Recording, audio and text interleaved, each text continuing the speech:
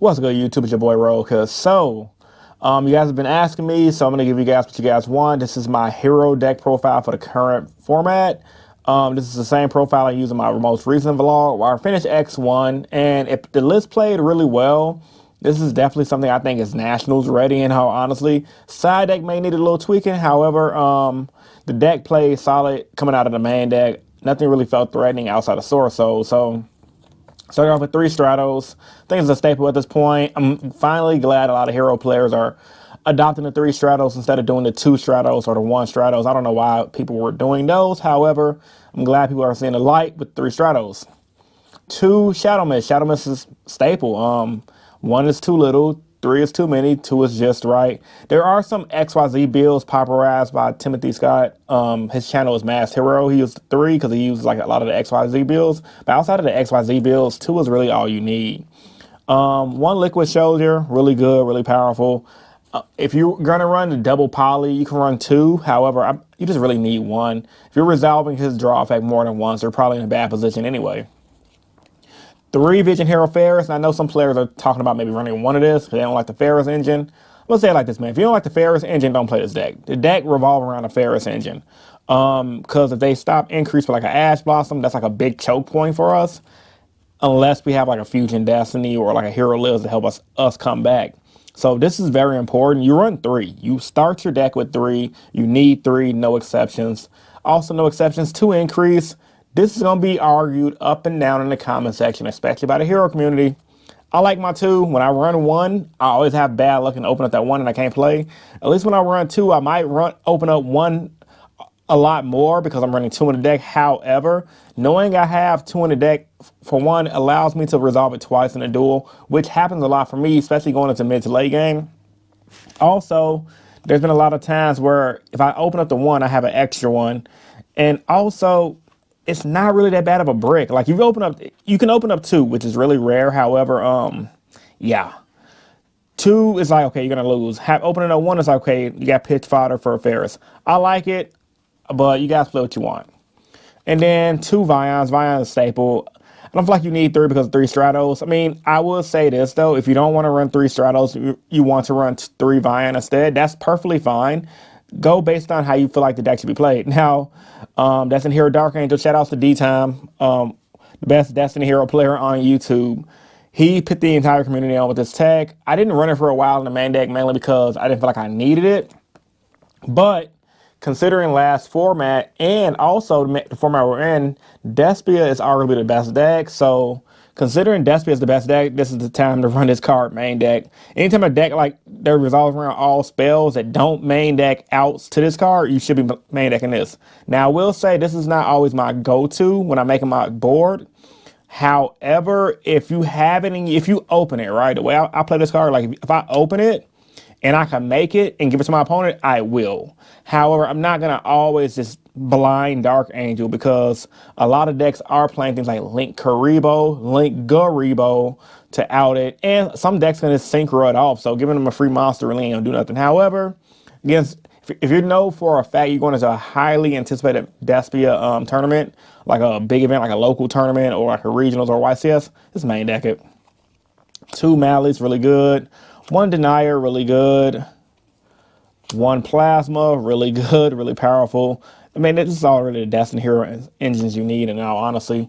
1 Honest Neos, staple, pretty good. It's really good.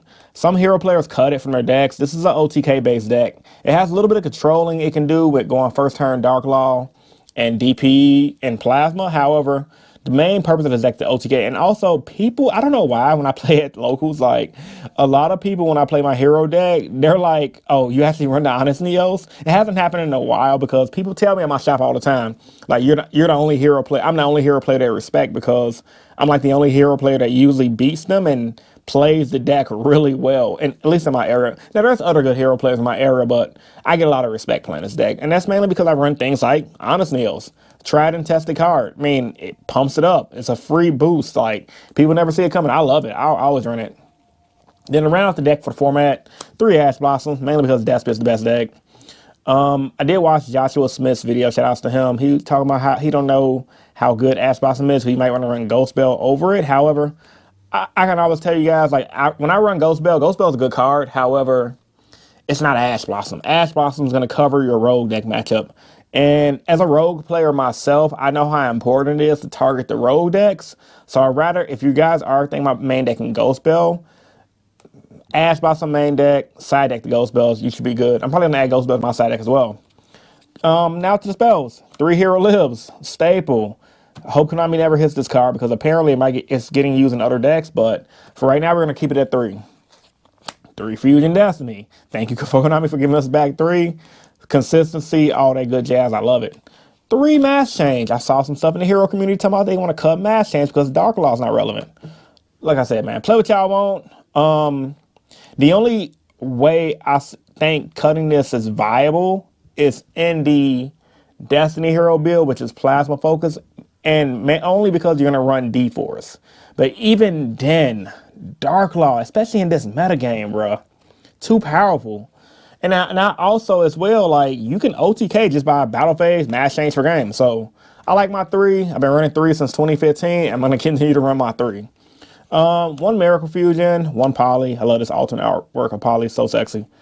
1 Foolish Burial over Rhoda. I like Foolish. Now, I was against this card for a while, like I said, but a lot of people in the community told me that they like Foolish Burial. I don't think anybody is running Foolish over Rhoda. However, I do like this because of Denier now. And also, if we do get Drode, because Drode is in the metagame, you can dump your Mally, make a play, dump Denier, make plays. Worst case scenario, if you need to dump Shadow Mist, you can do it to get that Rhoda effect. And it's actually better than Rhoda because you can grab any hero versus Rhoda locking you into level 4 or lower. So it's really good.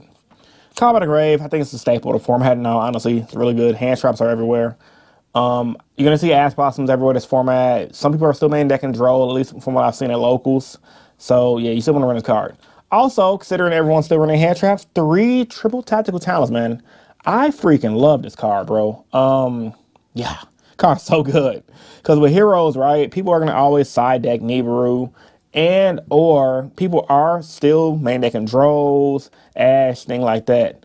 Best case scenario, you're ripping cards out of their hand, getting knowledge, and setting up the proper board, which is either gonna be like a Dark Law or a Plasma in a DPE focus type of board. Worst case scenario, you're gonna draw 2, or just get free information. I love this card, staple. So yeah. And then another card that I'm loving this format. I cut it down from 3 to 2. Book of Eclipse, really solid card. Bruh. Steals me so many games still. The OCG had it right. They had it right. It can be stopped by Ash Blossom. However, the fact that it pits the entire field face down is really good. Especially in the Droll and Lockbird meta game, because you can book Eclipse a field, and let's say they don't want to get OTK, they might draw you. They don't draw, which is really good. But on top of that, pitting that whole field face down, OTK. Against Sorso, this is really good because especially if they don't make the Baron go on first, they just make a bunch of the interactive fields. I can't think of the monster's name, but a lot of those monsters, they don't have Omni negates. They have monster effect negate. So put their field down, pop off, OTK. I literally lost the game because against Sorso, I did put his field face down with this, but he had to draw, and I couldn't pop off the way I wanted to, and I ended up losing. However, if he didn't have that draw, I would have won. This card's amazing. I don't think you need 3. I know some people like Book of Moon over it. Run what you want, but I'd rather put a field face down and risk my opponent wasting Ash Blossom on this versus them wasting Ash Blossom, versus me having Book of Moon. And also, got to remember, guys, most of the time, right, if they Ash Blossom this, you can still go Hero Lives and combo off. If, depending on their board, you can play with their hand. Like, okay, let's say, for example, that they got an Ash Blossom, and this will be better going second. Play your Hero Lives. Let them negate that. Then put their field face down. Then pop off with a Fusion Destiny. So I like it. That's my theory behind it. I'm not changing it. The card's amazing. For the card main deck. Now for the extra deck. 2 Dark Law, staple. 1 Blast, staple. I love it. For Stratos. 1 Dread Decimator, really good, really powerful. Trample ability, everything. Wonder Driver, the combos, man, are insane. The fact he could loop polymerization is insane. This is why I don't run 2 poly, because you don't need to. Just loop it with Wonder Driver. Now, I will say it is times I wish I had double poly, but Those are usually games I lost because I overextended. But a lot of the times too, playing rogue decks, sometimes you have to overextend and hope your opponent doesn't have the out. 2 Cross Crusader, staple. Freaking love this card. I think you don't. I don't think you need more than 2. I go into 2 all the time. I know some hero players like to run 1, which is weird to me. But like, if you play this deck enough, you will know you go into 2 a lot. 1 Sunriser, amazing. This literally makes this, which helps you OTK. Bro. Shout outs to Co Money. I've been winning so many games with this card, bro. Just you can go Book of Eclipse, right? Put their whole field face down, attack all their monsters, burn their life point for game. Really good. This card is insane, bro. Like, it's definitely, at first I was like, well, heroes don't need to do away to OTK. We kind of need like an Omni negate, but in all honesty, y'all, real talk, I actually like this card a lot. It's really good. This is definitely what heroes needed. I'm kind of glad heroes don't have an Omni negate because I don't want the deck playing like everybody else. I think every deck should play differently in Yu-Gi-Oh! Every deck shouldn't have an Omni negate. So yeah, that's my theory on that. But yeah, these are best friends right here. So this card is really good.